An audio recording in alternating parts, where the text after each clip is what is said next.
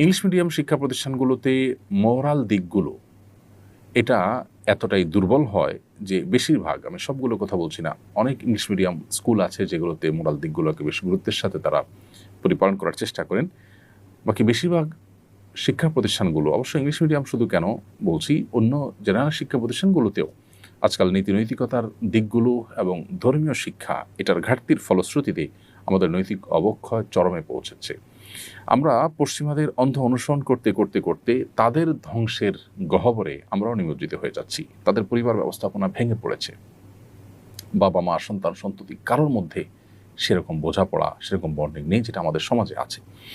অতএব আমরা তাদের অনুকরণের এই পথ যদি পরিহার না করি, আমরা যদি আমাদের নিজস্ব কৃষ্টি, আমাদের নিজস্ব কালচার আছে এবং আমাদের কৃষ্টি কালচার এটাই আমাদের স্বকীয়তা, এটাই আমাদের আত্মপরিচয়ের জায়গা, সেটাকে যদি আমরা ধারণ না করে তাদের মধ্যে হারিয়ে যাই, তাহলে সেক্ষেত্রে আমাদের ধ্বংস অনিবার্য হবে এবং তারা যেভাবে শেষ হয়ে গেছে, তাদের পরিবার ব্যবস্থা যেভাবে শেষ হয়ে গেছে, আমরা সেভাবে শেষ হয়ে যাব।